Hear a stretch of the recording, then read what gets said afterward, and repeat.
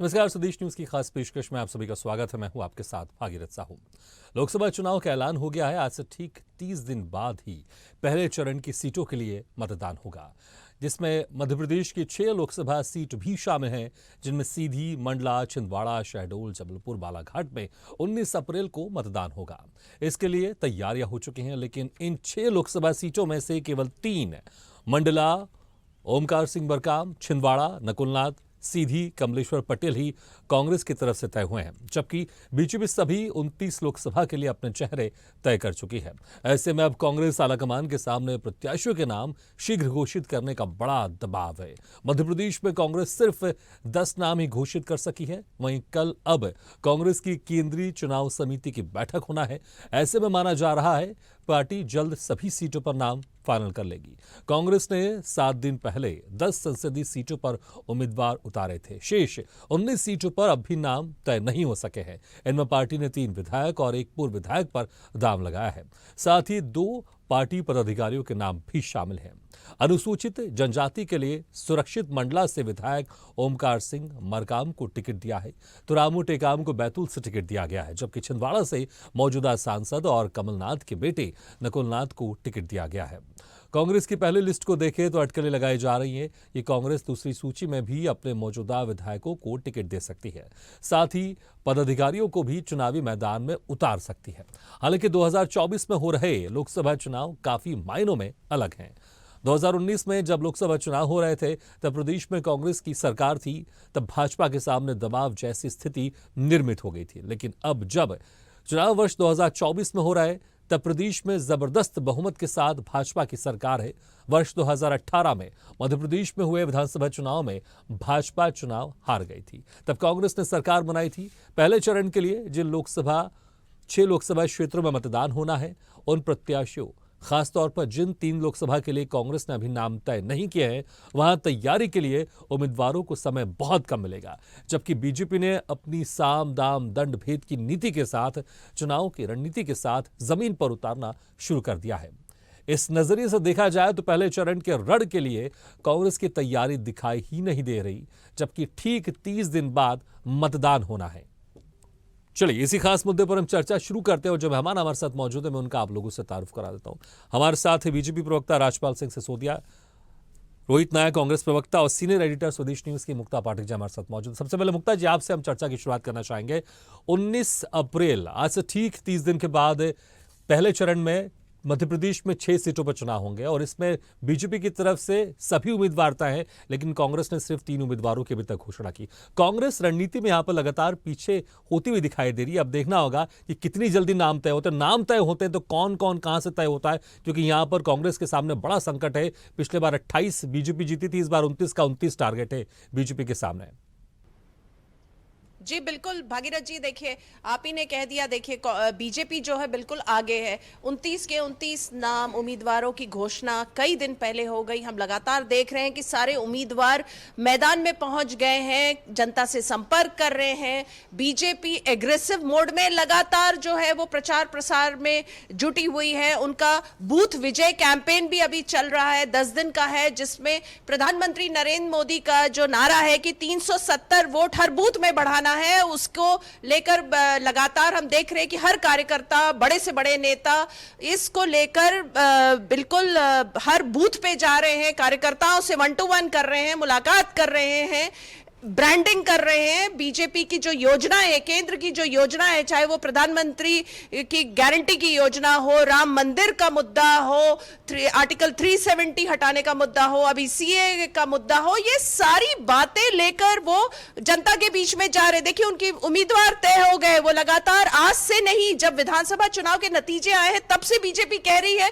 कि हमें 29 से 29 सीट जीतनी है। जो एक सीट हमारे पास नहीं है छिंदवाड़ा, वो भी हमें जीतना है। और कांग्रेस की अगर हम बात करें तो देखिए ये बात दिख रही है। आज भी कांग्रेस के एक प्रवक्ता ने बीजेपी को ज्वाइन किया है, तो कांग्रेस से लगातार नेता, प्रवक्ता, कार्यकर्ता बीजेपी में आ रहे हैं, बीजेपी का दामन थाम रहे हैं। एक भगदड़ की स्थिति है।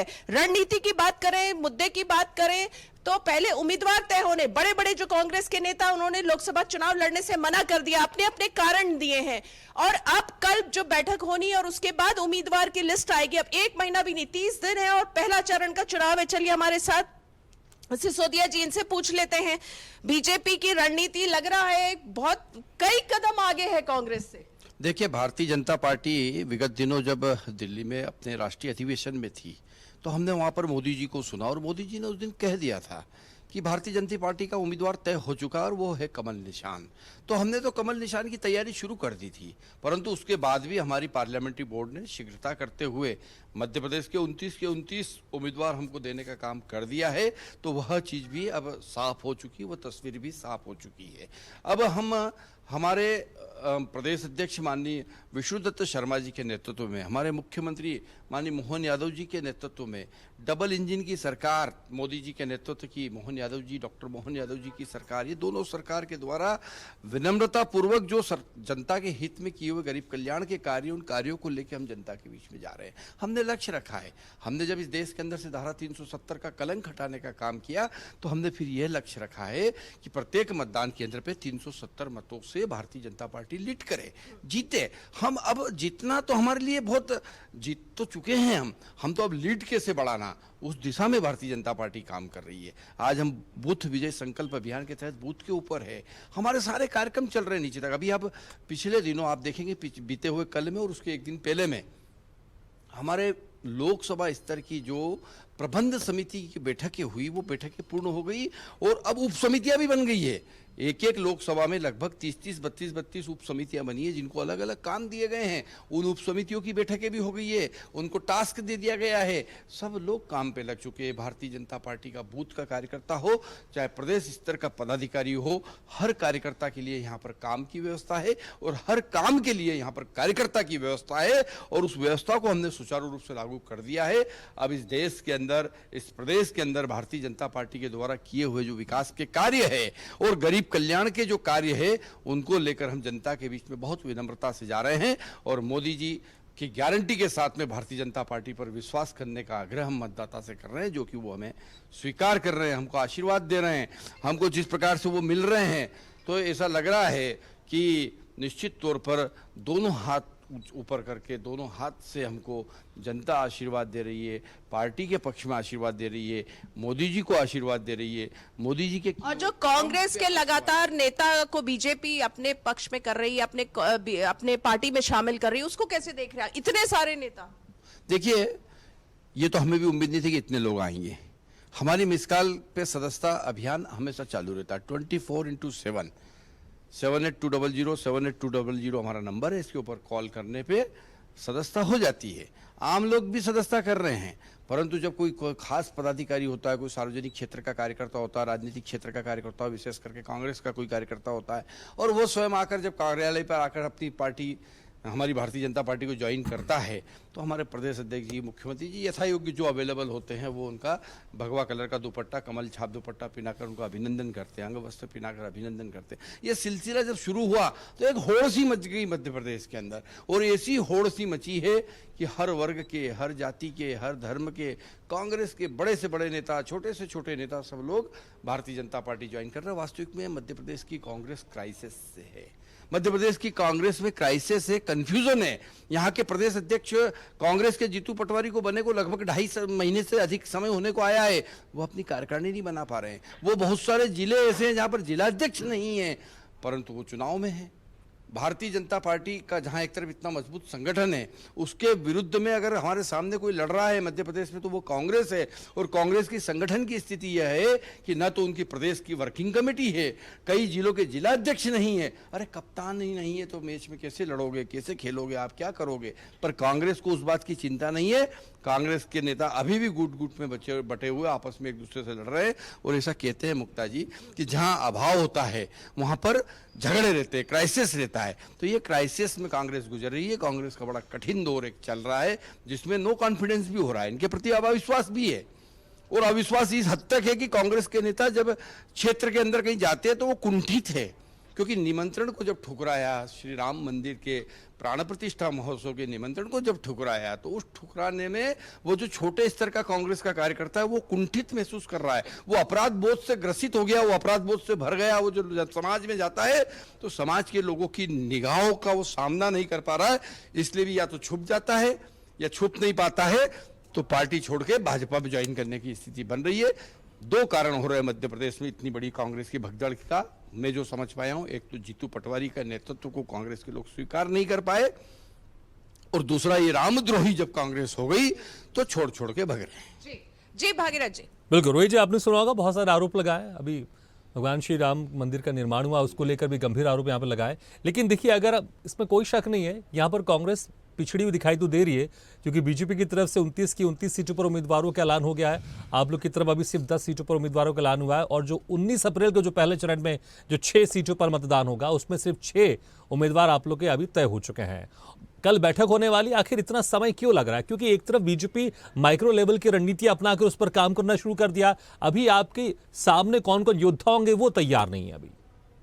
भागीरथ जी, पहले तो मैं करेक्ट कर दूं आपको, 6 जो अभी पहले चरण में चुनाव होंगे उसमें से 3 उम्मीदवार तय हैं हमारे, 6 बिल्कुल, नहीं है। हम भी वही कह रहे हैं।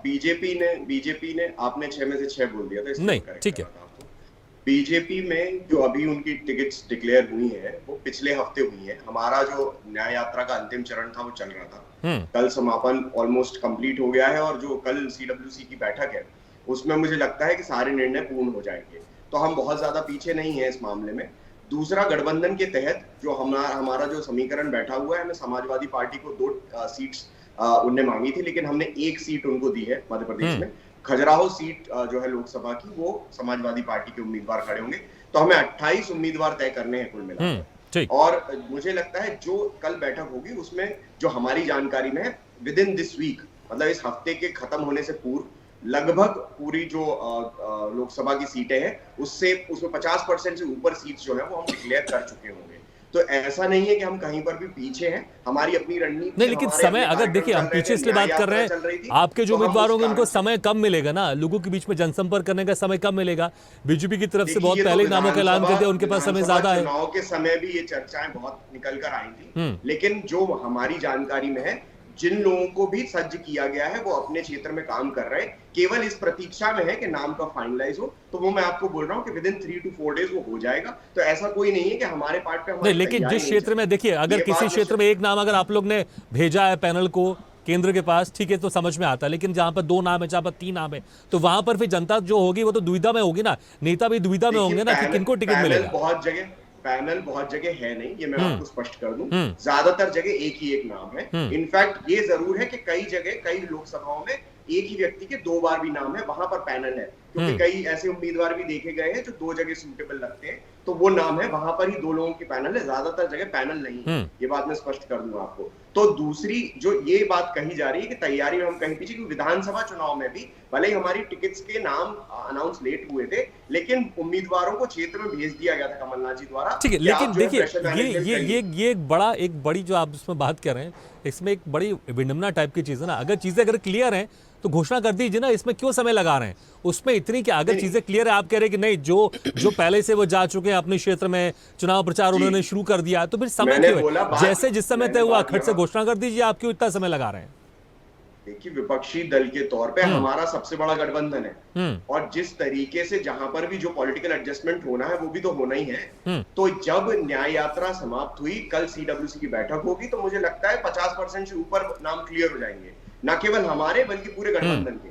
तो ऐसा कहीं भी नहीं है, क्योंकि हमारा गठबंधन बहुत बड़ा है। अब पूर्वांचल में देख लीजिए बीजेपी का क्या है, मुझे बताइए।